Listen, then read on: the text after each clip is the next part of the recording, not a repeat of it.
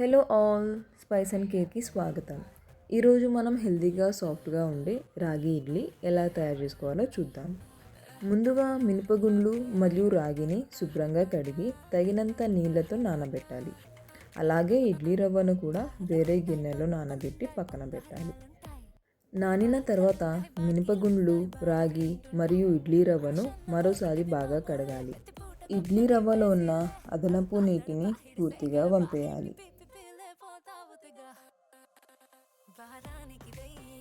ఇప్పుడు మనం ఇడ్లీ పిండిలో ఉన్న నీళ్ళని ఈ విధంగా పిండుకొని పక్కన పెట్టుకోవాలి.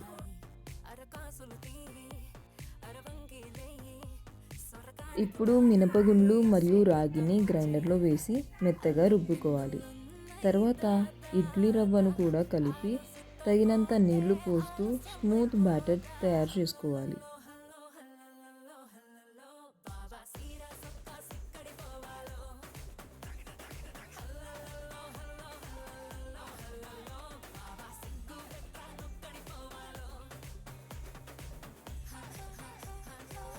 మనం తయారు చేసి పెట్టుకున్న బ్యాటర్ని ఒక గిన్నెలోకి తీసుకొని రాత్రంతా ఫెర్మెంట్ అయ్యేలా ఉంచాలి.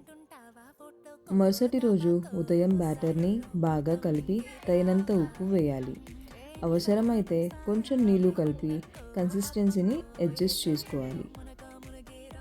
చూడండి, మనకు కావాల్సిన ఇడ్లీ పిండి ఎంత సాఫ్ట్గా తయారైపోయిందో. ఇప్పుడు ఇడ్లీ ప్లేట్స్కి కొంచెం నూనె లేదా నెయ్యి రాయాలి. నేనైతే నెయ్యి రాస్తాను. సో నేను సిలికాన్ మోల్డ్స్ వాడుతున్నాను. ఇలా చేయడం వల్ల ఇడ్లీలు చాలా శుభ్రంగా బయటికి వస్తాయి మరియు స్మూత్ షేప్లో ఉంటాయి. తర్వాత బ్యాటర్ని మోల్డ్స్లో పోసి ఇడ్లీ కుక్కర్లో ఆయిల్పై ఉడికించాలి. సుమారు 10 నుంచి 11 నిమిషాల తర్వాత సాఫ్ట్గా స్పాంజీగా ఉండే రాగి ఇడ్లీలు రెడీ అవుతాయి.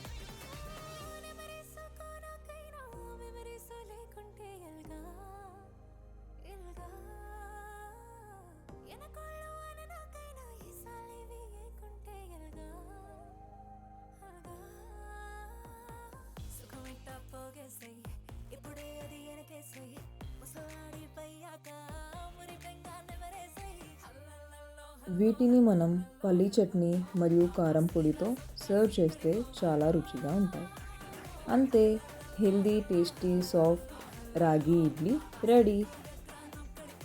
ఈ రెసిపీ మీకు నచ్చితే వీడియోని లైక్ చేయండి, షేర్ చేయండి. ఇంకా ఇట్లాంటి సింపుల్ మరియు హెల్దీ రెసిపీస్ కోసం మా ఛానల్ని సబ్స్క్రైబ్ చేయడం మర్చిపోవద్దు. Bye bye.